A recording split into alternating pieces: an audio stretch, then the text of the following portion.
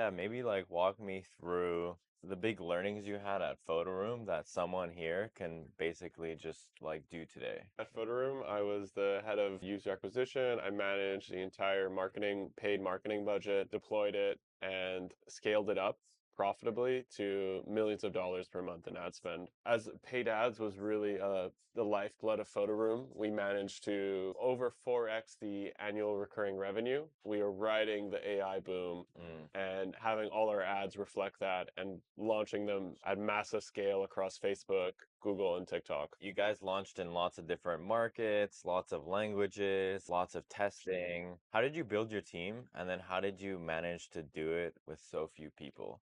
Like if Yeah, you look at someone like Voodoo, right? They're like massive company. They went from 1 mil to what, 400 mil just using paid ads, but you were able to do a similar thing with like 3 people. How did you do it? like what you realize with ads is you only need one or two really good ones to scale your whole account. But to get there, you need to do about 100. If you do a lot of iterations, you'll find something that works. And other studios like, yeah, Voodoo, MWM, they have this very much like have a factory grad farm of like, let's do lots of stuff. And I think it was more of a selfish reason where personally I didn't want to run a grad farm uh, of like you're basically half of your job becomes hiring and firing. And when you have a small team, you can really invest in them. You can really develop them. You can really get like I think it's more enjoyable for me to like train them up, get Yeah. them good, give them the learnings, really believe in them. I would still probably think a grad farm approach would be better if you had that ability and that desire. Yeah. Overall, though, you can still make it work with a small team because you only need a few ads to work. You get a lot of diminishing returns getting a really big team,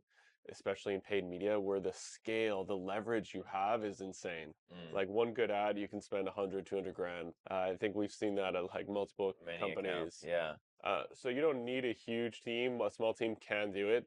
A huge team is more reliable though, of like consistent winners every single week. And it also, when you're in management, you always need redundancies. What if someone goes on holiday? What if they leave for whatever reason? You want to Seasonal. have backups because what happens if you have a lean team? I think it's great for smaller startups, but if you're bigger and you have a key person leave, you're really in the hole for like 6 months because that's how long it takes to hire and train someone. Yeah. So the benefits of a lean team is like it's way more fun. It's way more, you're so much faster. A big team, it's really hard to be nimble because it took so long to get everyone on the process. Yeah. And what if it's the wrong process? Then you got to retrain everyone, get all the stakeholder buy-in. With a lean team, like it's way better to experiment, make sure you have a good workflow. This is something we did at Photoroom really well is like we had like basically 20 ads per week per person where it's like the first half of the week is new ads, the second half of the week is iterations. And it took us a while to get to that workflow, to be honest. We didn't just, but once we got it, then we scaled. And then I probably could have added like five more people because I had a You had a super good. consistent system. So can you explain a bit more of that system? Like what's the core essentials? Yeah, the core essentials is just ship new meta ads twice a week. Twice a week. Okay. Twice a week because when you launch an ad, you need usually like 2, 3 days to get results. And so what we would do when you think about like that learning, you can do it in 24 hours, but it's not as accurate. I usually like 48 hours. Okay. So basically you launch on Monday, you get results on Wednesday, and then you launch on Friday and you get results on Monday. That way you have this like bi-weekly system of I think you could even push it a bit more to be honest. And then especially if you split it up with like new creatives and iterations. Iterations are so much easier to do than new creatives. So yeah, the system on a high level is do it twice a week and split your time with what kind of creatives you do. So like half of it, the one a week is iterations, the other week is like net new Yeah. or whatever. Yeah. I guess one thing is Facebook has been almost like penalizing people for doing too similar of a variation. It's like this Andromeda update, but honestly, I think it's been going on like the whole time. Yeah. I don't think it's really anything new. Like if you want to get more winners, you really need to have like differences in your ads to have a different like local maxima of where you can reach to. So I guess like how would you think about doing a lot of variations that are different from each other? I think the biggest mistake you can do with variation is changing like one little factor because it's not enough of a lift to actually move the needle. Yeah. Like, oh, I'm only going to change the music to this one. It's like, it's a waste of time.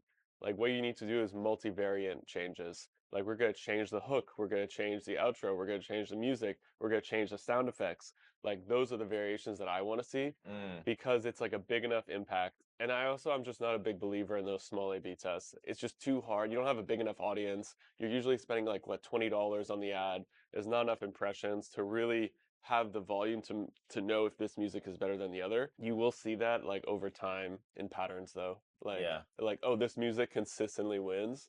I'm more of a believer of that than like a simple A/B test because those get proven wrong. Like they make decisions on like 100 impressions. It's not statistically significant. I've actually seen A/B tests where you run it like 1 month and then you do it again like 3 months later and it's like a different result. Yeah, and it's also time dependent. The culture changes. Maybe the music is out of taste. So it's like even if you have an answer for that time, it's not going to be accurate later on. So what's a better way to like learn from your ads if you're not A/B testing? I'm a big believer. Like I love ads because it's almost like a sales dynamic of like who's getting the most revenue in. It's like when you launch an ad and you put 50 ads in an ad set, or there's even new creative testing in Facebook, it's like, Mm, here's the top spending ad. yeah. Like whatever got the most spend, that's how you win. Yeah. And then you look at what were the elements of that top winning ad, and then use those elements in your next batch next week. Can you give an example? At Photoroom, one of the biggest features we saw in the market is before and afters. And so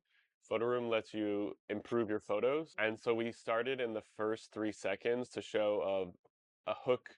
Like we started noticing that all the winning ads like showed a before and after in the first 3 seconds. And then we took that one element and all of our new ads started doing this and we started getting more and more consistent winners. Eventually, though, that system breaks because you oversaturate it, and now it's like I think some people are getting like story ads to work, which normally never work. I give you two other examples. The background. So Photoroom is like you can get a product and then an AI background. And Yeah. so we found out that putting it on a beach or putting it on a mountain, like the AI was just really good at beach and mountain backgrounds. And I think the audience found it better because it's such a high contrast. Like if you're in a living room to like on the beach, it's just gets your attention more. Yeah. So then we found out the beach ones were winning, and then we had a whole like 2 months of only beach videos. You do get this other problem of like you oversaturate an idea, and Yeah. so I think one solution to solve the problem of like idea saturation is getting external freelancers that are outside of the hive of your current creative team because they're all copying each other. Yeah. But external freelancers are not, and so they'll come in with fresh ideas that might overtake your entire team. And where would you like find these freelancers? Like, what do you look for when you're like trying to hire someone like that? Yeah, it's really hard. I Yeah. think you go for referrals, word of mouth. I think Network. Okay. network, reach out on TikTok. I think one of the best strategies did at Photoroom was like anyone who posted about the product organically, Mm. we would reach out to them and offer them a paid deal. You're offering to pay per video, anywhere from $50 to $100 per video based on performance as well. Finding people honestly is so hard. Did you ever try the kind of like Cal AI CPM model on like the micro influencers? Honestly, I love it, but I'm a huge fan of simplicity. I don't like commission structures that are not like one-off bonuses because it's too much lift on my side to calculate how much I owe them. I'm a big believer, just like we just negotiate a rate, agree on the rate, and per video is just so much easier to bill invoice for both sides, and then giving bonuses if they work. How are you testing ads for only $20? Like, how did you do that? I feel like most people spend hundreds, if not sometimes thousands, on like a big batch of ads. The big mistake people make with ad testing is they test in their primary market. The solution is to test in cheaper markets. They're like most of the world is not rich. So the solution is you can just go to the Philippines is one thing that we did at Photoroom a lot is you can launch 100 ads and human nature is pretty much the same across the world. You have cultural differences, but generally like what grabs your attention in the US will grab your attention in the Philippines. And so we'll bulk test all of our Philippine ads, get the top 5 winning ads, and then scale those up into all our markets. And then also localize the winners into our international markets. Sounds like a lot of media buying work. How did you do that? It was a ton of media buying work. You want to scale up to having like $1 million a month spend, $2 million a month spend, and you want to actually keep CPAs low. Mm. The only solution is high velocity of creative testing because that's what keeps your CPA low and it avoids the creative fatigue. So that was a big problem we had at Photoroom. It's one of the reasons we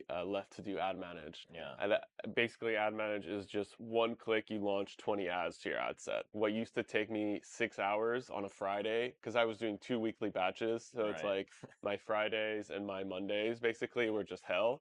And now I just do it in one click, and I never go back to launching the old way. Yeah. I don't, it's hard to ever go back, to be honest. I don't know anyone who does, really. Yeah, as soon as you Uh, can like buy your time back, you can start thinking more about creative, you can start making better strategies, you can start yeah. opening up new channels as well. I think the one unlock that's not obvious is the second order effect of if it's so hard to test, you're just not going to test as much. But Mm, as soon as it becomes, oh, it takes me 10 seconds to launch 20 ads, let me launch more ads now. And yeah. like it was one of the reasons we unlocked like localization because now it's like, oh, we can just launch hundreds of ads so much faster. We should just do custom ads for every single market because that'll improve our conversion rate. And so once you get rid of that barrier of like how long it takes to launch, everything becomes easier and performance starts going up because now you can, the real solution for Meta is just launch more ads. And if you can make that as simple as possible, you're going to start growing. Yeah, last few questions. When you were doing your like weekly creative, I think there's like this concept that a lot of people don't understand is taking bad inspiration basically. So how did you what did you use for inspiration to make new ads every single week?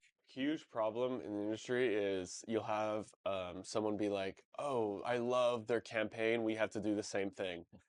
But Yes. especially offline examples are terrible because you have no idea on performance. And someone might just send you an organic Instagram and they're like, this, it was great. But what happens with organic is like a lot of the times it's too soft. The average retention on a Facebook ad is 3 seconds. And in organic, usually you have 30 seconds of build up. That's what works better in organic is to really tease it out for a long time. And that will completely flop in most ads. So you can get bad inspiration by just looking at organic and then a lot of people use the Facebook ad library. They'll look up, AG1, and they'll just look at, oh, here's the recent ad. Let's just copy this. But what you don't realize is that any top advertiser on Meta, they're launching hundreds of ads a week. So you're seeing, and only like one or two of those are actually moving the needle. They're actually getting spent. It's all about finding which one actually works. A lot of people have bad strategies of like how long they've been running. But what happens is you'll usually have 50 to 150 ads in an ad set, and they've been running for years because it's just like they're in the middle of the pack. Only the Facebook has the 80-20 rule where 20% of the ads are getting 80% of the spend. So with AdScan, there's been new regulation changes in the UK where now you can see how much an ad is getting for impressions and spend. So you can go download this Chrome extension, adscan.ai, and then click check ad spend. It'll show you that specific ad, how much spend it got, and then you can sort the entire ad library so you can get the top ranking ones. And so instead of just picking a random one that you think looks good, you can actually have a lot more data, pick the top spending ones, and recreate them. And I guarantee you your success is going to be so much better because it's actually one of the best advice you can ever get in advertising is find out who's crushing it and copy them and use that as inspiration. Is generally like the golden rule for advertising is always Yeah. look at what's the current benchmark in the market. Yeah, I love looking at like honestly I like to take it even a step further of like you look at who's crushing it, what's the best, and then you almost combine like a few of those together. Like you mash them up. You take someone from a different vertical, you take someone from totally different product.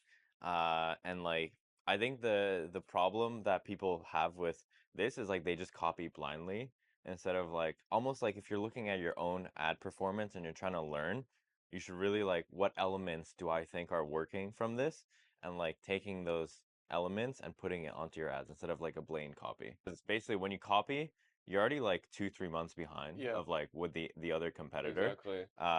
So you want to like almost reverse engineer it more versus like a blatant copy, right? Yeah, I mean, actually, it was like one of the things. So one of the winning features of Photoroom was like the before and after, but that was really taken from like when you were at Zoe in the fitness space and health space. Oh, it's I all got before and super after. inspired by that, and it's all before and afters. Yeah. And so I'm taking this concept from the health space, applying it to apps. Normally doesn't work, but those concepts cross over. And so even though it's completely different, I can take that winning ad from a health client and put it on the Photoroom app, and now that's a winning concept for us. And that's how you get those like big winners. It's Yeah. like something untouched in that market, but has worked in a different market. Yeah, because Um, just copying will give you like some incremental wins, but a really new idea is usually that 10x winner that yeah, brings your CPA down so and much. spend up and scale and everything. Yeah. Cool. Okay, well, I think that's all the time we got for today. Don't forget check out admanage.ai.